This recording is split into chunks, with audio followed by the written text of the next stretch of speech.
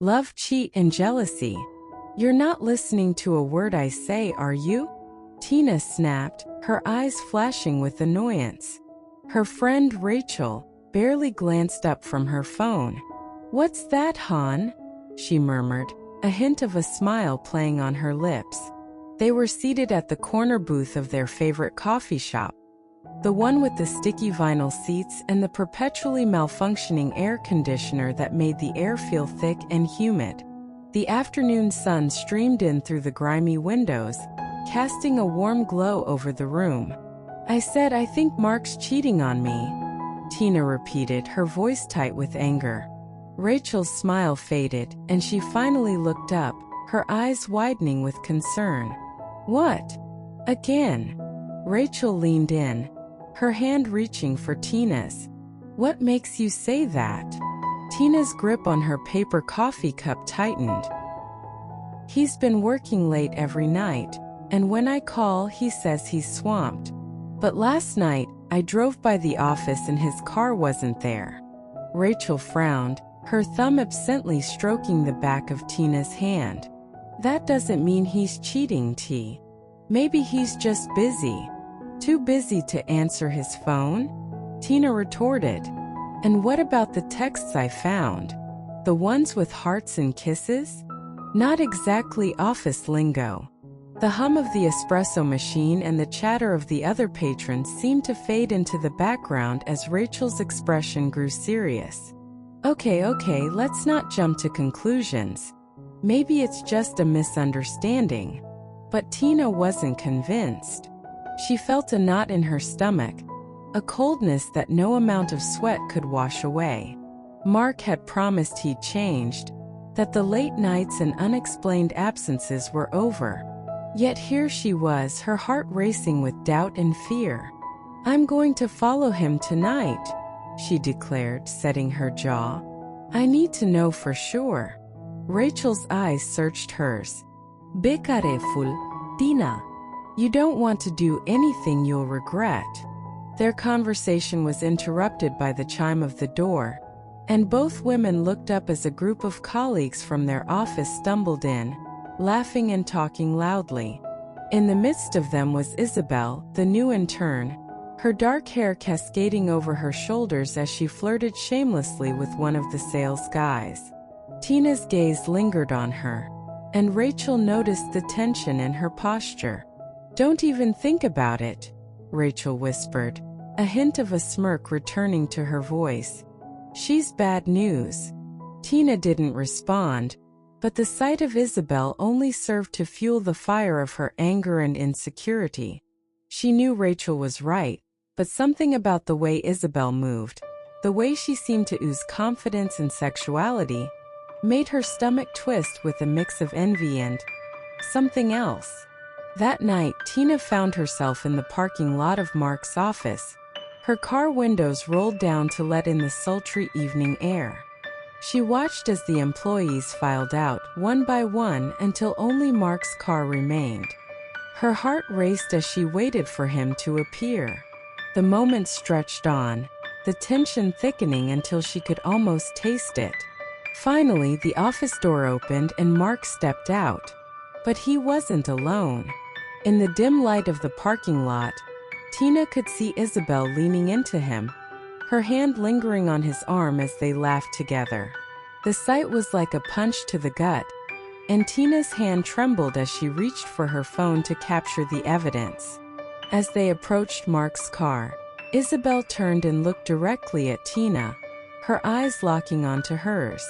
For a split second, Tina felt exposed like a deer in headlights. But then Isabel winked, a knowing smile playing on her lips, and Tina's blood boiled. Without a second thought, she stepped out of the shadows, her heels clicking angrily against the asphalt. "What the hell is going on here?" she demanded, her voice echoing through the quiet lot. Mark's eyes widened in surprise, and Isabel took a step back, feigning innocence. "Tina, you're here? What's wrong?" he asked, his voice laced with confusion. "What's wrong?" she repeated, her voice rising.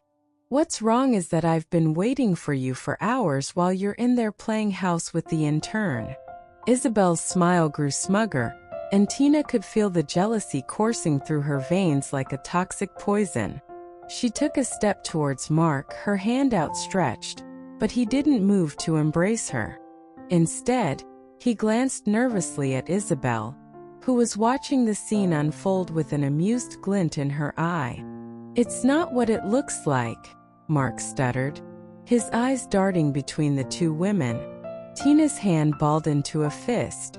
"You're pathetic," she spat, turning on her heel. "I can't believe I ever trusted you." As she stormed away, Rachel's warning echoed in her mind. But she was beyond caring. The rage and betrayal coursing through her was too intense, too overwhelming to consider the consequences of her actions. The drive home was a blur of tears and fury. She couldn't believe she'd been fooled again. All the signs had been there, but she'd chosen to ignore them, blinded by her love for Mark. She threw her keys onto the kitchen counter and slammed the door, the sound echoing through the empty house. As she moved through the living room, she noticed a single, red rose lying on the floor, its petals scattered around it. A note was attached in Rachel's familiar scrawl. "I know you're upset, but I need you to keep your head. We'll get through this together." Tina crumpled the note in her hand, her frustration turning to anger. Rachel had been right about Isabel from the start, but she'd been too blinded by love to see it. Now she'd lost Mark, and Rachel was the only one who seemed to care. Her thoughts were interrupted by the sound of her phone buzzing. It was Mark, no doubt with a string of empty apologies and excuses. She ignored it, her eyes landing on the half-empty bottle of wine on the coffee table. Instead, she picked it up and took a long, furious gulp. The taste of the wine was bitter, but she didn't care. All she could think about was the way Isabel had looked at her, so smug and satisfied, as if she'd known Tina was watching. It was then that she made a decision. If Mark wanted to play games, she'd play them better. And she knew just the place to start. The local dancing bar where the lights were low, the music was loud, and the temptations were endless. It was there that she'd show Mark and Isabel that she wasn't a woman to be messed with. With renewed determination, she changed into something more provocative and headed out, her heels clacking against the sidewalk as she walked with purpose. The night was warm and humid, and the air was thick with the scent of jasmine from the nearby park. The bar was crowded, a sea of sweaty bodies moving to the rhythm of the music. Tina scanned the room, her eyes searching for a challenge. And then she saw her, a tall, athletic woman with short hair and a smoldering gaze that seemed to pierce through the darkness. Their eyes met, and for a moment the world around them stopped. Tina felt a jolt of something electric, something she hadn't felt in a long time. Without a word, she moved towards her, the crowd parting like the Red Sea. The woman's name was Lena, and she was everything Tina wasn't: confident, sexy, and utterly unapologetic about it. They danced together, their bodies moving in sync, and Tina could feel the heat of Lena's skin against her own. As the night grew later, the tension between them grew stronger, and when Lena leaned in to whisper in her ear, Tina's breath hitched. "Want to get out of here?" Tina nodded, her heart racing with excitement and a hint of nerves. Lena's hand was warm and firm as she led Tina through the pulsing crowd and out into the sticky night air. The park was a short walk away, the path lit by the glow of the street lamps that cast long, dramatic shadows. The moon was a sliver in the sky, giving everything a mysterious edge. In the park, the sounds of the city were muted by the rustling of leaves and the distant murmur of the river. Lena stopped at a bench, turning to face Tina. The anger from earlier had transformed into something else, a heady mix of desire and defiance. "You're beautiful when you're angry," Lena said, her voice low and sultry. Tina swallowed hard. her pulse pounding in her ears. "And you're beautiful all the time," she replied, her voice barely above a whisper. Without warning, Lena leaned in and kissed her, her lips soft and demanding. Tina's world spun as she gave in, the kiss deepening, their bodies pressed together. It was everything she hadn't realized she'd been craving. A kiss that spoke of passion and power. But as the heat between them grew, so did the guilt. This wasn't about Mark or Isabel. This was about her, about what she wanted. And for the first time in a long time, she was taking it. When they broke apart, Tina's eyes searched Lena's, looking for reassurance, for a sign that this was real. Lena read the uncertainty in her gaze and took Tina's face in her hands. "This isn't a game, Tina," she said firmly. "I want you because of you, not because of them." The words hit Tina like a cool breeze, soothing the rage that had fueled her earlier. She leaned into Lena, feeling the strength and sincerity in her touch. They kissed again, slower this time, exploring each other with gentle curiosity. It was a kiss filled with promise and possibility, a kiss that had the power to change everything. The following week was a whirlwind of late nights and stolen moments, of passionate whispers and lingering touches. Tina felt alive in a way she hadn't in years. Mark's calls went unanswered, and Isabel's smug glances at the office were met with cold indifference. Rachel, ever the supportive friend, watched from the sidelines, her eyes filled with a mix of concern and hope. But as the days passed, the shadows of doubt began to creep in. Tina found herself wondering if she was using Lena to get back at Mark, if this newfound love was just a rebound. And yet, every time she was with her, it felt like coming home. One evening, as they lay tangled in the sheets of Tina's bed, the room suffused with the scent of their mingled sweat and desire, Tina finally voiced her fears. "What if this is just because I'm hurt?" she asked, her voice small and vulnerable. Lena propped herself up on an elbow, her gaze serious. "Tina, I've seen you at your worst, and I still want you at your best. This isn't about Mark or anyone else. It's about us." Tina searched her eyes, looking for any hint of deceit. But all she found was honesty and passion. With a sigh, she sank back into the pillows, her hand finding Lena's. "Okay," she murmured. "Okay." And so the dance of love and jealousy continued, but now with a new player on the field. Tina knew she had to make a choice, to let go of the anger and betrayal that had brought her here, or to risk losing the one person who made her feel truly alive. The story of Tina, Rachel, Mark, and Isabel is one of passion, desire, and the complex dance of the human heart. In the coming days, their paths would intertwine in a tapestry of love, loss, and the ultimate battle for happiness. But for now, Tina was content to lie in the arms of the woman who had shown her that love could be both fierce and gentle, a force that could both destroy and heal. But the whispers of doubt remained, like a persistent itch she couldn't quite reach. Was Lena really the answer to her prayers, or was she just a salve for her bruised ego? Each time Mark's name came up in conversation, the air grew heavy with tension, a stark reminder of the mess she'd left behind.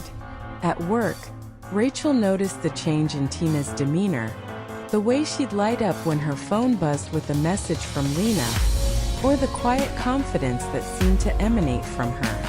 Rachel knew that look. It was the same one she'd had when she'd first fallen for her ex-girlfriend. But Rachel also knew that love could be a fickle beast, capable of bringing both joy and pain. One evening, as they sat in Rachel's living room, the TV playing a mindless sitcom in the background, Tina finally broke down. "What if I'm just using her to get back at Mark?" she confessed, her eyes swimming with unshed tears. Rachel took her hand, her grip firm and reassuring. "Tina, love isn't about them. It's about what makes you happy, what makes you feel alive." And if Lena does that for you, then who cares about Mark? Her words resonated with Tina, the weight of them sinking deep into her soul. Rachel had always been the voice of reason, the one person who knew her better than she knew herself. And as she sat there, feeling the warmth of her best friend's hand, she realized that Rachel was right. It was time to stop letting the past dictate her future. With newfound resolve, Tina decided to end things with Mark once and for all. She waited until he called, his voice tentative and hopeful. "It's over," she said, her voice firm and unwavering. "I've found someone who makes me feel alive again." The silence on the other end of the line was deafening. Then the sound of his breath, ragged and pained. "Who?" he asked, his voice cracking.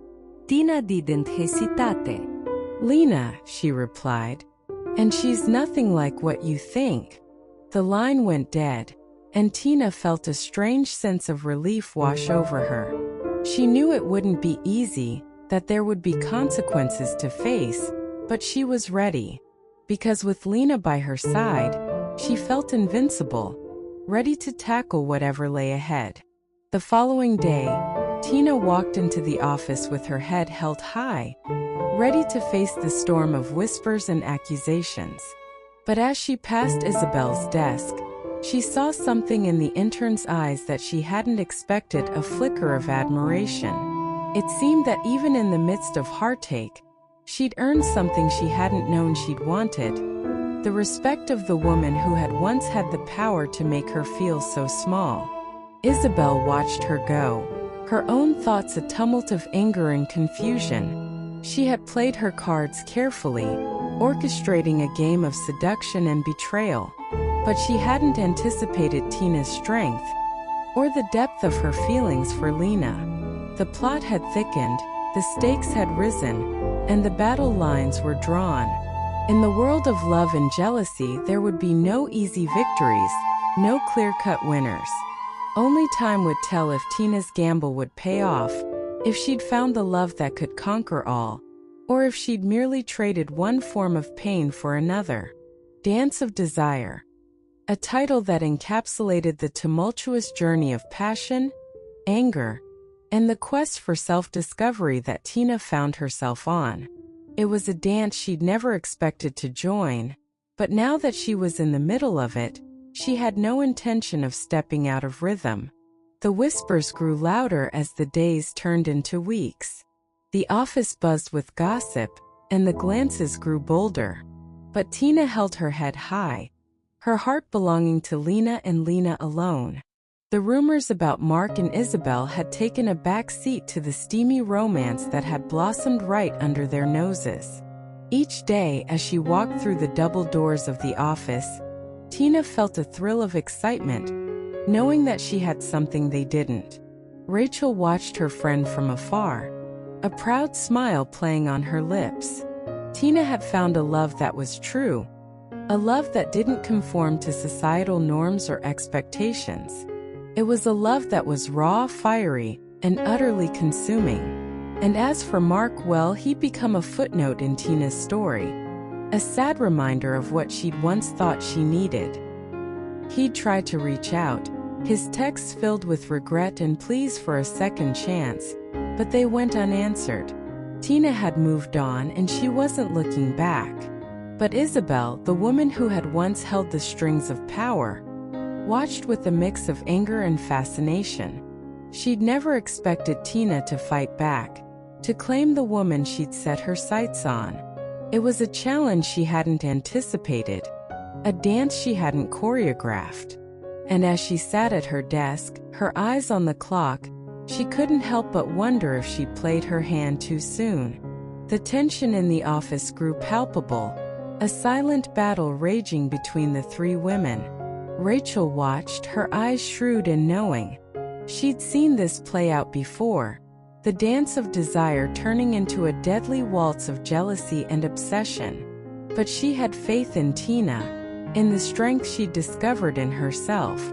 As the days grew shorter and the nights grew cooler, the dance floor at the local bar grew more crowded. But Tina and Lena remained in their own little bubble, the music a backdrop to their passionate whispers and lingering touches. The world outside their embrace grew distant, a blur of faces and voices that didn't matter. Their relationship grew stronger, the bond between them unbreakable. It was a love that defied logic, a love that burned so bright it was impossible to ignore. And as they kissed in the shadowy corners of the bar, the whispers grew quieter, the stares less frequent. They had become more than just a scandal, more than just a story to tell over coffee. They had become an inspiration, a symbol of love in the face of adversity. And in that moment, as their eyes met, Tina knew she'd made the right choice. The dance of desire had led her to the woman who made her feel alive, and she wasn't about to let go.